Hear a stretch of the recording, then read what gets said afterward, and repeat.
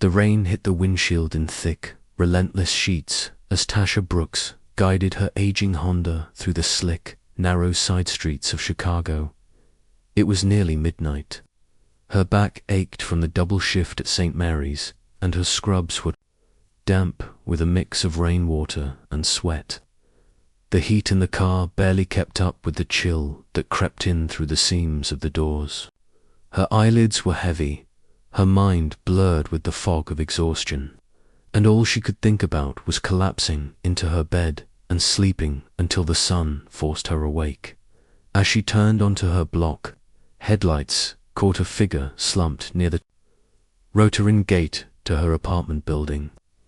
At first glance, he looked like a bundle of rags discarded by the wind.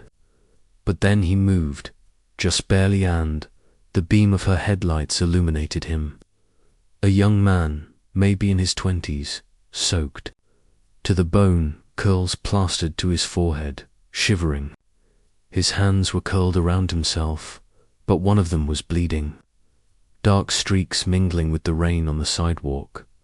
Tasha's foot eased off the gas. Her instincts said, keep going. She lived alone. It was late. This was Chicago, not some small town where neighbors waved from their porches. She gripped the steering wheel tighter, but still, she didn't drive off. Something about him not. Just the bleeding hand, or the way he seemed more like a kid than a threat, but the sheer stillness of him, like he'd been sitting there long. Enough to stop expecting anyone to care. She rolled the window down just an inch, letting the rain sneak in. You okay? She called. The man didn't look up, but his voice floated back, soft, almost embarrassed. Don't want trouble, just cold. Her breath caught in her throat. Common sense screamed no, but her hands were already moving, unlocking the door. She was a nurse, assistant compassion came with the territory, but this felt different. This wasn't a hospital bed with fluorescent lights and security. This was her life, her home. Still, she watched him carefully as he stood, wobbled, and approached the car. 10 minutes later, they were in her small apartment, the space warm and dim. He sat hunched on the edge of her couch, eyes darting like a cornered animal. She didn't ask questions. She brought out a towel, a microwave dinner, and a first aid kit. You're bleeding, she said quietly, kneeling beside him. The wound was minor, a deep scratch across his palm, but she cleaned it, bandaged it with steady hands. When he thanked her, his voice barely above a whisper, she only nodded. You can sleep here tonight, she said, gesturing to the couch. Just for tonight. He didn't ask for her name. She didn't ask for his. When the lights were off and the apartment had settled into silence, Tasha lingered in her bedroom doorway, watching him.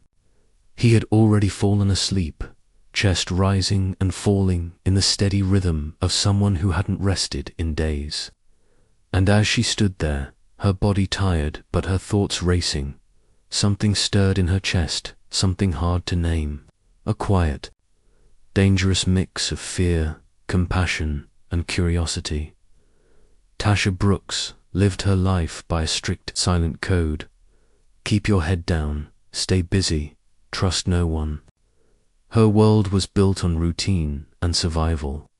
By day, she worked long shifts at Rosewood Haven, a quiet, underfunded nursing home on the south side, where the halls smelled of bleach and fading memories. She bathed patients, changed sheets, administered meds, and listened to the same stories over and over because no one else would.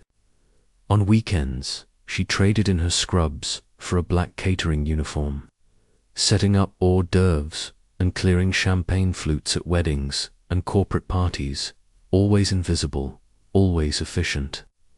Between both jobs, she had just enough to pay the rent on her cramped, peeling one-bedroom apartment and keep the lights on.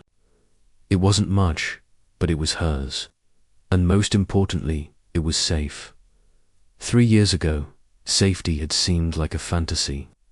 DeAndre had made sure of that.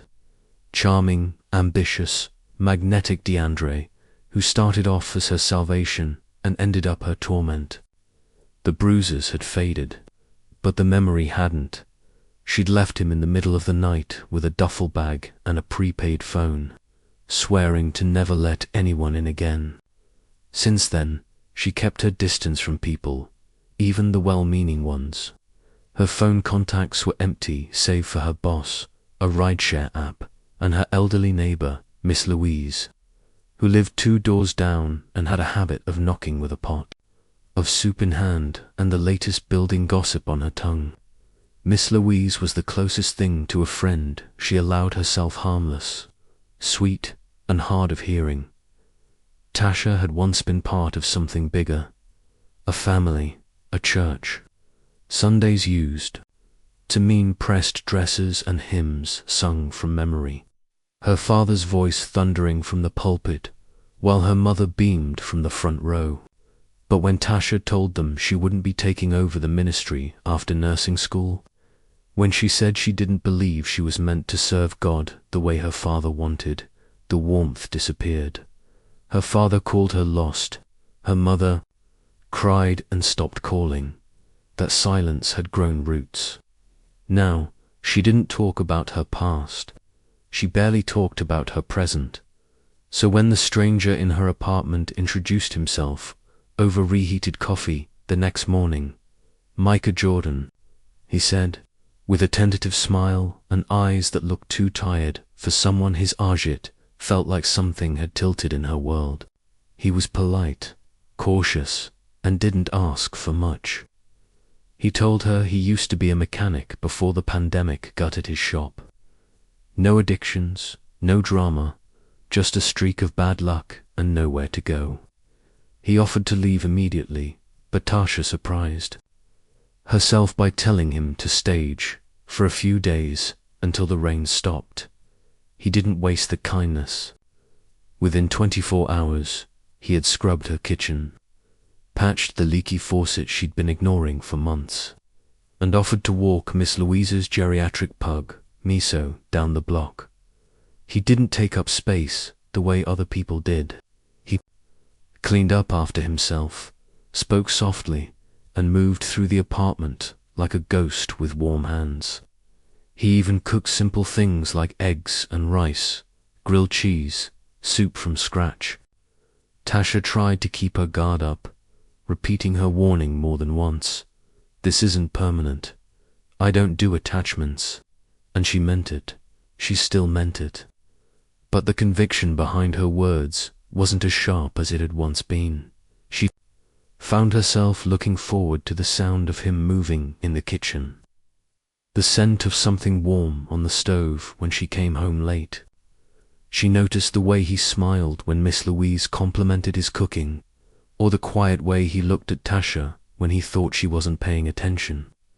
And while she told herself it was nothing, that she was simply grateful for the help, for the quiet presence in her apartment, it wasn't quite true. Something was shifting. Something was softening. The walls she had built so carefully, stone by stone, were starting to show cracks. Still, every night Tasha told herself this would end. That soon Micah would find somewhere else to go, and she would return to the quiet, controlled life she had worked so hard to build. But in the quiet moments, those fleeting in-betweens, when she watched him fold laundry or talk gently to Miss Louise's dog, she began to wonder if maybe, just maybe, she didn't want it to. The elevator was out again. Of course it was. Tasha trudged up the stairs to her third-floor walk-up, every step heavier than the last. Her feet throbbed inside soaked sneakers, and her fingers were numb from the cold. Rain slicked her jacket, clinging to her like the fatigue she couldn't shake. All she wanted was a hot shower, something warm to eat, and silence. But as she turned the corner of her hallway, her body froze. Standing outside her apartment door, Casually leaning against the frame like he had every right to be there was DeAndre. He looked almost the same to put together, too sure of himself, the kind of man who wore danger like cologne. His coat was expensive, his shoes polished. His smile hadn't changed either. That smug, slanted smirk that always came just before the cruelty. "Tasha," he drawled, eyes flicking over her, cold and assessing. "Heard you got company now." Tasha's blood ran cold. Her hand instinctively gripped the strap of her bag tighter. "What the hell are you doing here?"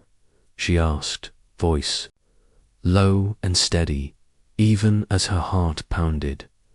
Before DeAndre could answer, the door behind him opened and Micah stepped out. He was barefoot, holding a dish towel, eyes narrowing instantly as they landed on DeAndre. The air snapped tight. Two men, one doorway, one past Tasha, had never intended to resurface. DeAndre chuckled, eyes shifting between them. "Ah, so that's him." He looked Micah over, slow and deliberate, then back to Tasha. "Didn't take you for the charity type." "That's enough," Tasha snapped, stepping between them. Her body moved without thought, shielding Micah from the man who once made her afraid to breathe wrong. "Leave, DeAndre." Now, he didn't argue. That was the part that made her skin crawl.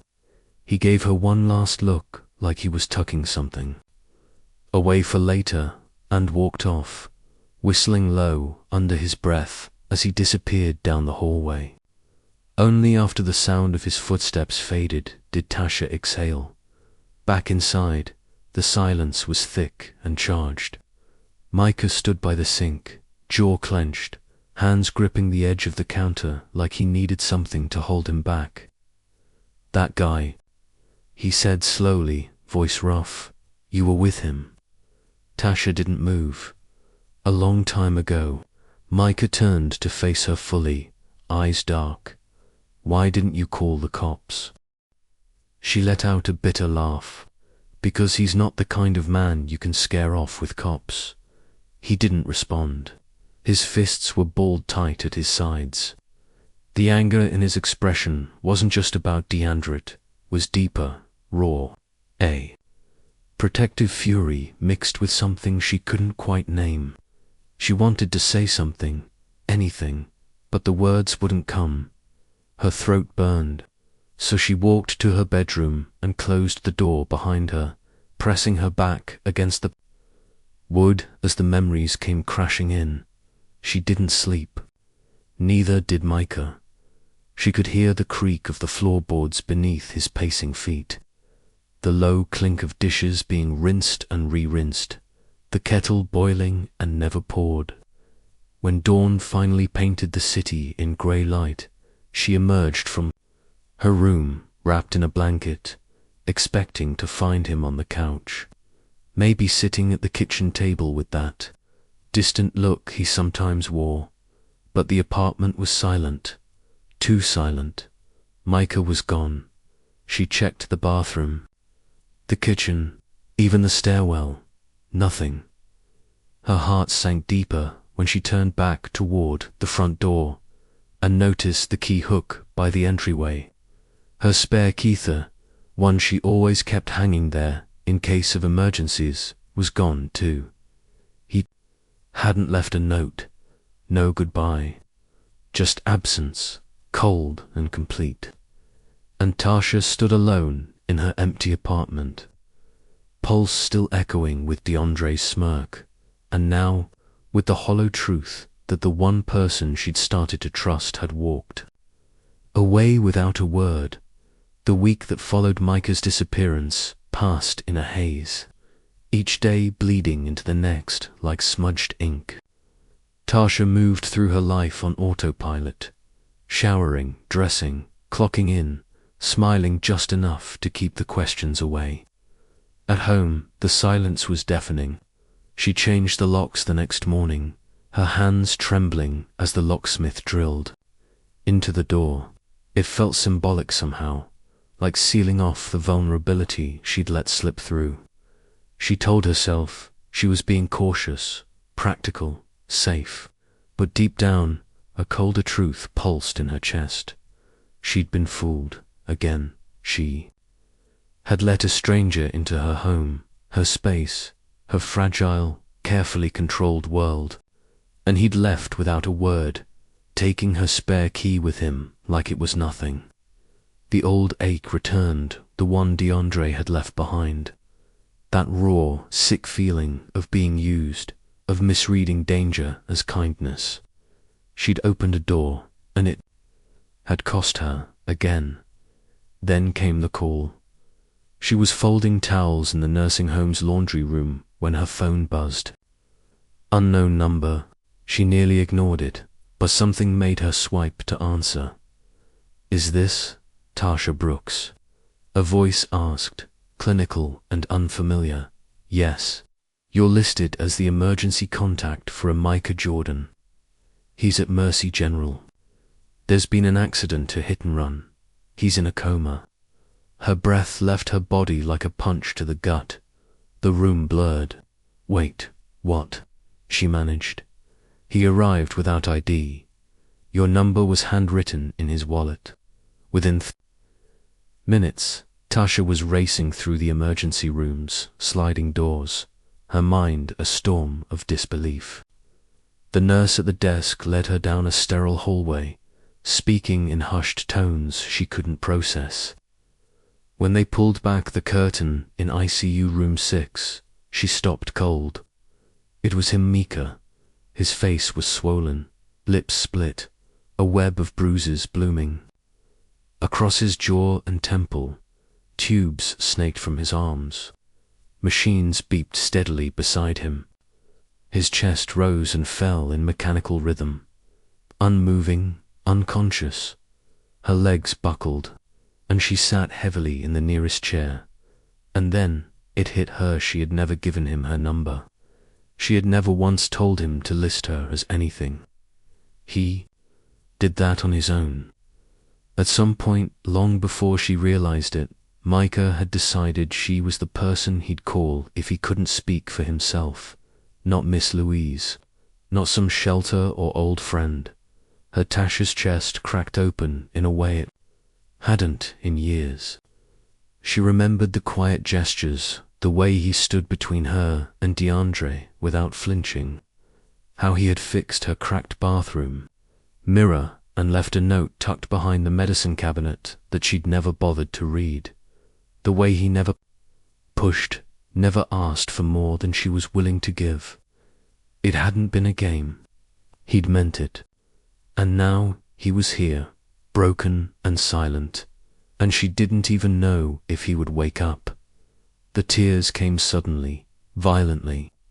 Tasha gripped the arms of the chair and let them fall, her body racked with sobs that had waited years to surface. It wasn't just for Micah. It was for the girl who used to dream of feeling safe, for the woman who had kept herself hidden, armored and untouchable. It was for the version of her who had begun to believe that maybe kindness wasn't always manipulation in disguise, that maybe she could have a life with warmth in it. But just as quickly as that hope had come, it began to fray. Later that night, a plainclothes officer showed up with questions. They'd taken Micah's prints as standard procedure. The results were back. "Micah Jordan is an alias," the officer said, his tone neutral but heavy. "His real name is Malcolm Ross. He served time, assault charge, 5 years ago." Tasha stared at the officer as though he was speaking in a foreign language. Her stomach churned. Her mouth went dry. "Assault," she repeated. "Domestic?" "Dispute," the officer clarified. "Records are sealed, but the conviction stands. He's not wanted now, just. Not who he says he is. Not who he says he is." The phrase echoed in her skull, louder than the machines around her. She nodded numbly as the officer walked away, offering a generic line about updates and paperwork. Back in the hospital room, she stared at the man in the bed and felt her insides twist. Malcolm Ross, that was his name, not Micah. And suddenly she didn't know who she was grieving for. The man who fixed her sink and walked Miss Louisa's dog, or the one who'd hidden a past she now had no way of understanding. Was he protecting her from that truth, or manipulating her into thinking he was harmless? She sat by his bedside, eyes red, heart hollow. His face was still, bruised but familiar. Yet everything she thought she knew about him cracked like ice beneath her feet. Who was he really? The man who left without a word? The one who wrote her number down just in case? Or both? She didn't know. And that terrified her more than anything. When Micah finally opened his eyes, Tasha was already there. She sat stiffly in the plastic chair beside his hospital bed, arms folded tightly across her chest like armor. Her eyes were rimmed with fatigue, but they held none of the warmth he remembered, only steel. The 4 beat steadily beside him, filling the silence. He tried to smile, but it faltered under her gaze. "Why lie?" she asked flatly. Micah's throat was dry, but he swallowed past the ache. "Because telling the truth gets you nowhere," he said, voice raspy. "At least not when you've already been marked." She didn't blink, didn't soften. So he told her everything. He told her about the night he went to his sister Naya's apartment and found her bruised, trembling, and refusing to say what happened. He told her about the man, the boyfriend, who showed up hours later, drunk and cocky, and how Micah lost it. Fists flew, a lamp shattered. The cops showed up mid-swing. Micah was already on probation for street racing, a stupid thrill from years back that had earned him a record and a scar on his left shoulder. He knew how it would look. Angry black man, prior conviction, broken furniture, a bleeding suspect. He never stood a chance. He told her how his sister, out of fear or shame, or self-preservation, cut him off after the trial. She moved states, changed numbers. He hadn't spoken to her since. From there, it was survival. He bounced from job to job, name to name, never long enough to settle. The moment anyone ran a background check, he was out.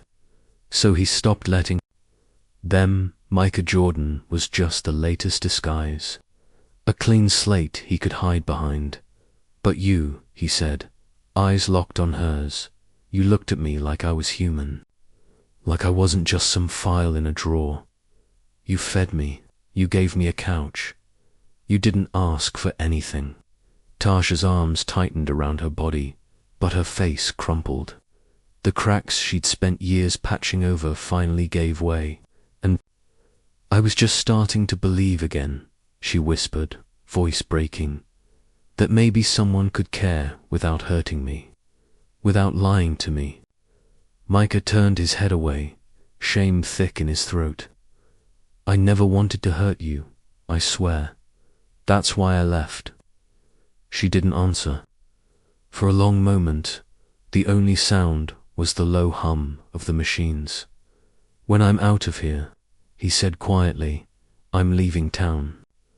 I'll catch a bus, find work somewhere else. You won't have to wonder if I'm lying again.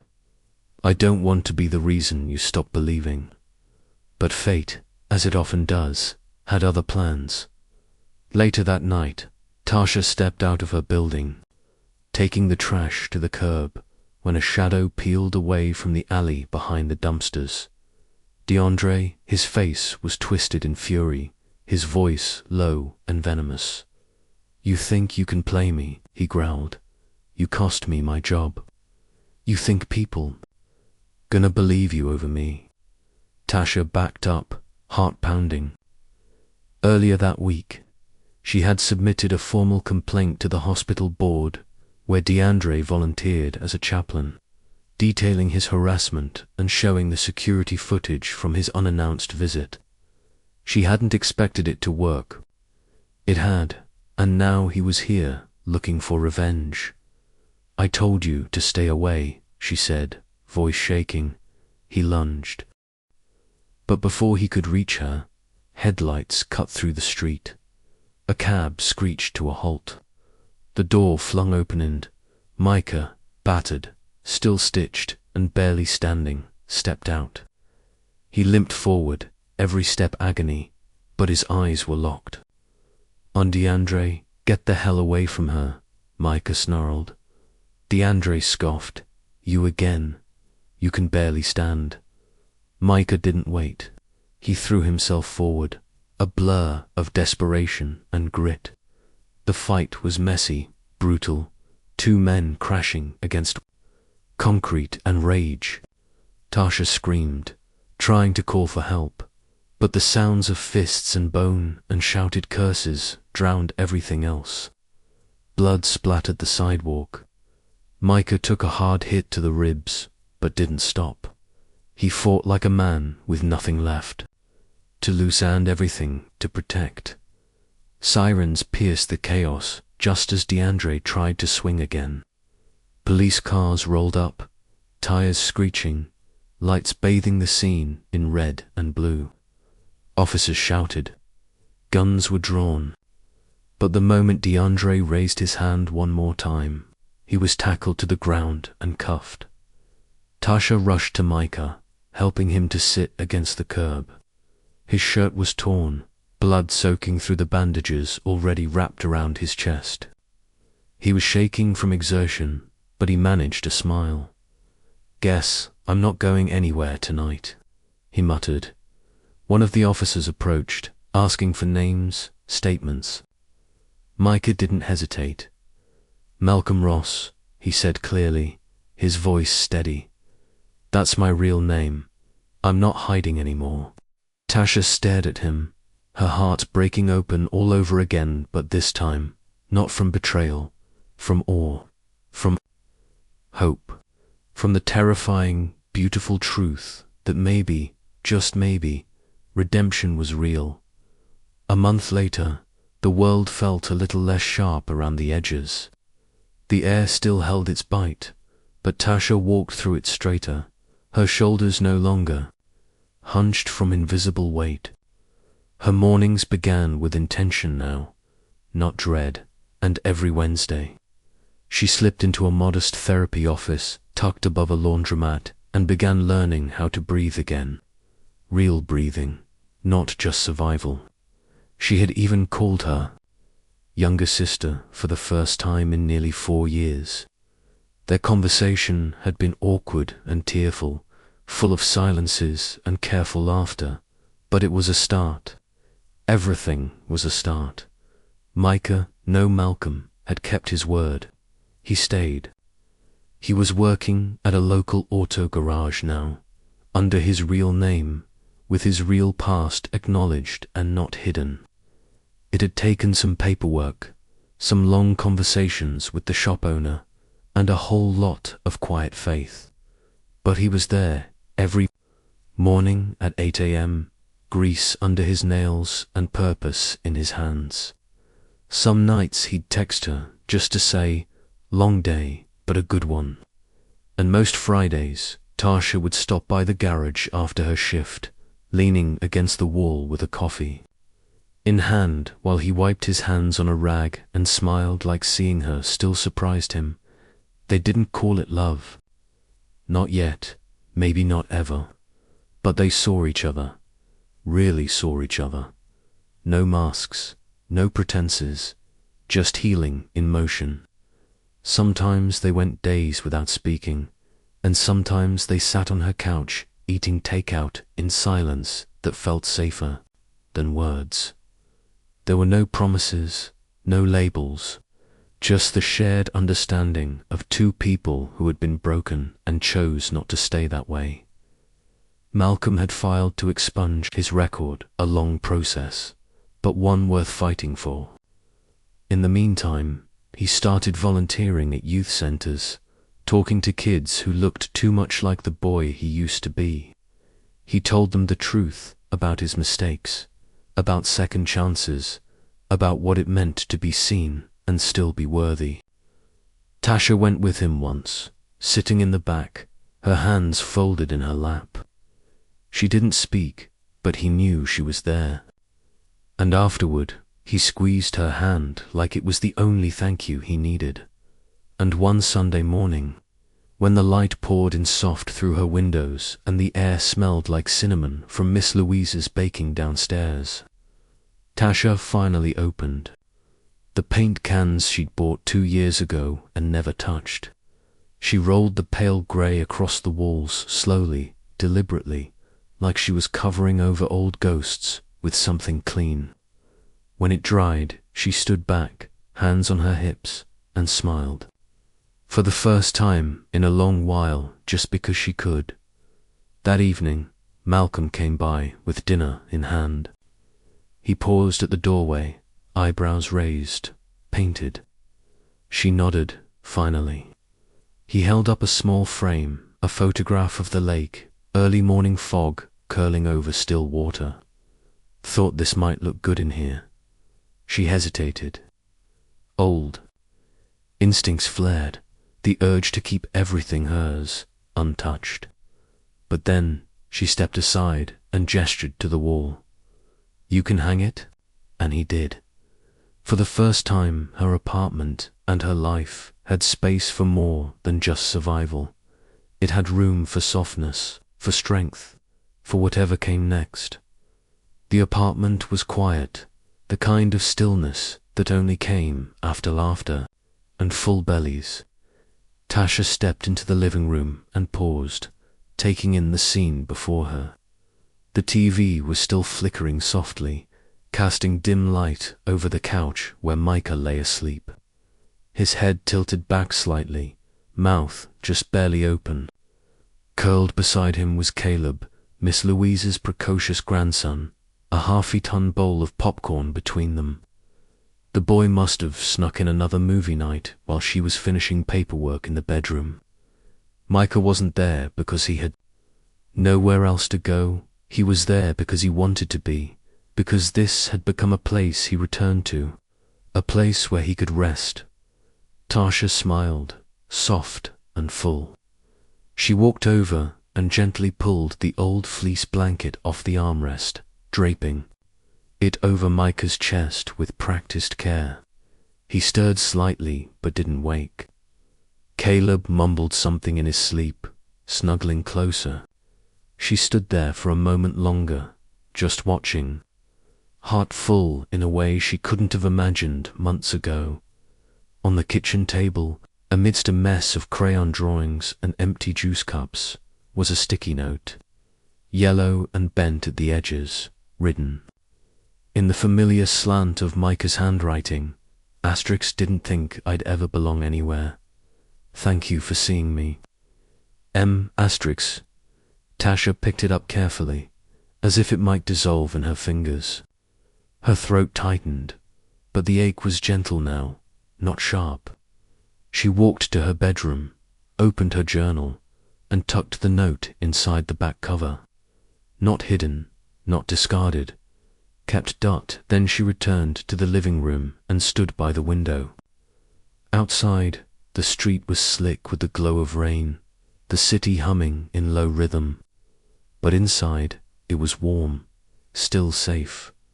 Not because someone was standing guard over her, not because a man was there to shield her from the dark, but because she had chosen this life. She had chosen softness. She had chosen peace. And for the first time in a long time, she wasn't afraid.